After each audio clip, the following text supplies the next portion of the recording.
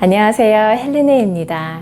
드디어 서울 자가의 대기업 다니는 김 부장 이야기 시리즈의 마지막 편이 나왔습니다. 아직 1권, 2권 영상을 보지 않으셨다면 먼저 보고 나서 이 영상을 보시는 게 이해하기 좋으실 거예요.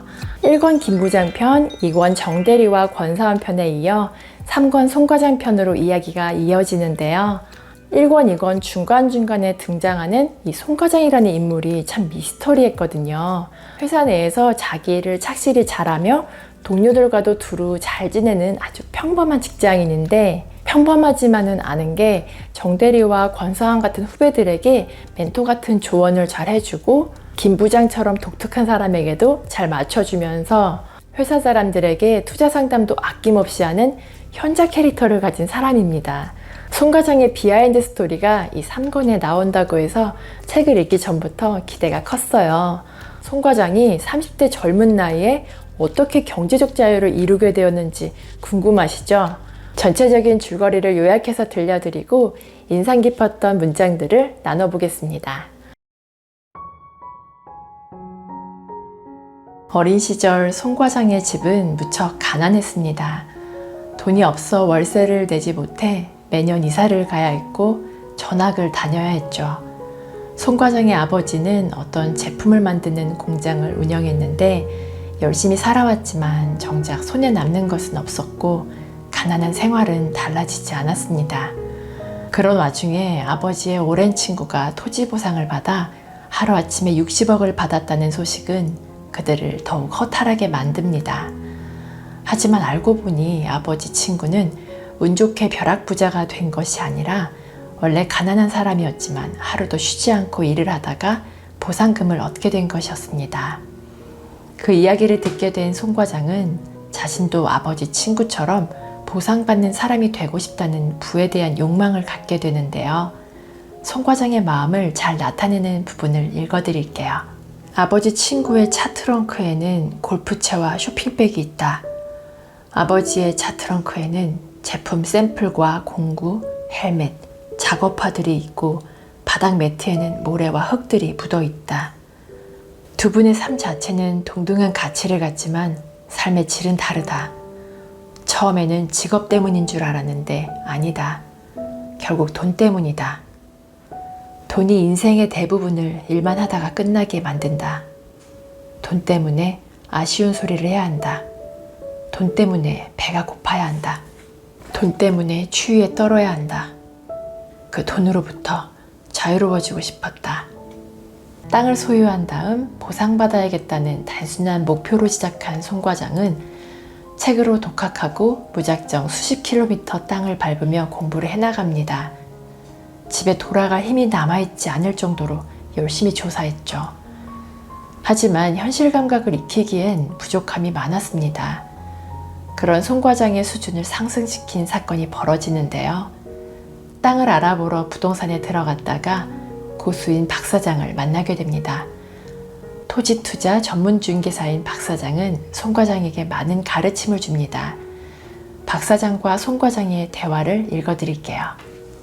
내가 이 집 김치찌개를 왜 좋아하는 줄 알아? 왜요? 언뜻 보기에는 다 같은 김치찌개 같잖아. 그런데 여기는 달라. 박 사장님이 숟가락을 깊이 집어넣더니 무언가를 푹 떠서 든다. 자 봐, 돼지고기. 여기는 돼지고기가 밑에 잔뜩 깔려 있어. 김치만 끓인 김치찌개와 돼지고기를 넣고 끓인 김치찌개는 맛이 완전 다르지. 먹어봐. 나는 숟가락으로 국물을 살짝 떠서 먹는다. 와, 이 국물 진짜 깊은 맛이 난다. 숟가락으로 찌개 바닥을 헤집어 본다. 이 두툼한 고기, 여기는 국물 반 고기 반이다. 이번에는 김치와 돼지고기 밥을 한 번에 먹는다. 세 가지 맛의 삼위일체가 무엇인지 보여준다. 맛에 빈틈이 없다. 박 사장님이 만족스러운 표정으로 묻는다. 어때? 맛있지? 네, 엄청 맛있어요. 땅도 언뜻 보기에는 다 똑같아 보여. 저기 있는 논들 좀 봐. 전부 똑같이 생겼어. 다 논이고 밭이야. 네, 그렇네요. 생긴 건 같아도 가치는 다 달라. 총각이 이 동네를 개발하는 정치인이나 공무원이라고 생각했을 때 어떤 위치의 땅을 개발하는지는 이 돼지고기에 달렸어. 네?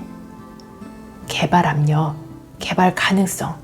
눈에 보이지 않는 그것이 바로 성패를 좌우하는 돼지고기야.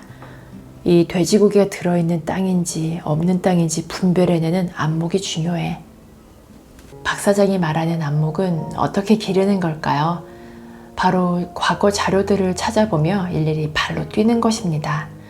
자료에는 어디가 어떻게 개발되었는지, 어떤 토지들이 개발되고 거래가 많았는지, 나란히 있는 땅이라도 왜 가격이 2배 이상 차이가 나는지 나와 있으니까요. 종잣돈을 모으기 위해 애쓰는 송 과장의 노력도 대단합니다. 매일 새벽 4시 30분에 일어나 준비를 하고 일찍 타면 몇백 원 할인받기 때문에 지하철 첫 차를 타고 출근해 아침 6시에 사무실에 도착해서 업무 시간 전까지 책을 읽으며 공부를 합니다. 점심 식사하는 돈도 아끼기 위해 저렴한 도시락을 사 먹고 커피 같은 건 사 먹지 않죠. 퇴근 후 저녁 시간에는 취업 전부터 일하던 재즈바에서 투잡도 합니다. 그럼에도 송 과장이 아끼지 않는 비용이 있는데요. 딱 3가지입니다. 첫째는 부동산 사장님들에게 주는 소소한 선물값. 둘째는 현장 조사하느라 금세 떨어져 버리는 운동화를 사는 돈. 세 번째는 가슴과 머리를 채워주는 책값이죠. 송 과장은 가진 고생과 노력 끝에 경제적 자유를 이룹니다. 지금 하는 고생이 어떠한 형태로든 긍정적인 결과로 돌아올 것이라 믿으며 자신을 갈고 닦았기 때문입니다. 회사가 주는 월급이 없어도 재정적 기반이 갖춰졌지만 송 과장은 뭔가 부족함을 느낍니다. 단순한 부를 넘어 더 큰 자유를 꿈꾸게 되는데요. 이 질문에 대한 답을 구하기 위해 박 사장을 찾아갑니다. 박 사장은 진짜 경제적 자유는 재정적인 여유와 정신적인 자유가 합쳐진 것이라고 말합니다. 햇살 좋은 날에 차 한잔 하면서 미래에 대해 생각할 수 있는 여유, 돈 걱정 없이 가족과 보내는 행복한 일상, 가까운 친구들과 함께하는 소중한 추억이 바로 진정한 경제적 자유겠죠. 돈이란 과연 무엇일까요?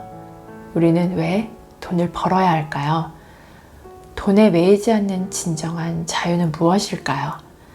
이 질문들에 대해 고민하는 송 과장의 독백을 읽어드릴게요. 가난하게 태어나는 것은 죄가 아니다. 하지만 가난을 물려주는 것은 죄가 된다. 가난을 물려준다는 것은 돈이나 경제력을 물려줌을 뜻하는 게 아니다. 가난한 사고방식과 행동 습관들을 물려주는 것을 뜻한다. 가난해도 행복하게 살 수 있다고 주장하는 사람들이 있다. 놀랍게도 가난의 잔인함, 냉혹함, 처절함을 느껴보지 못한 사람들이다. 아이러니하게도 이런 사람들이야말로 평생 돈에 목숨을 걸며 살아간다. 돈이 인생의 전부는 아니지만 돈 때문에 인생이 고통스럽다면 그때는 돈이 인생의 전부다.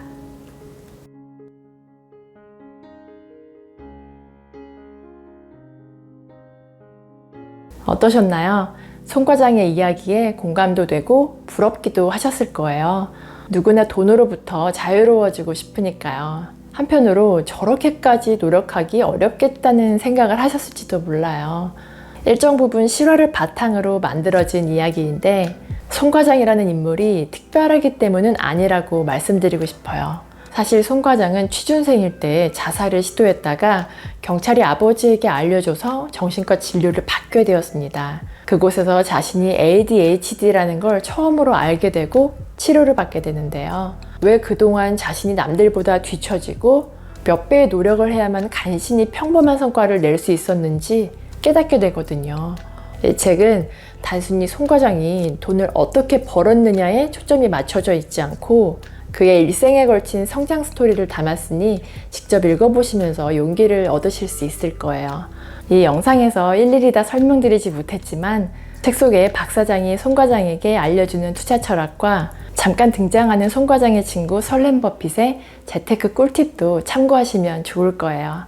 오늘도 끝까지 함께 해주셔서 감사드리고요. 구독과 좋아요, 댓글은 큰 힘이 되니 꼭 기억해 주세요. 즐거운 하루 보내시고 다음에 또 만나요.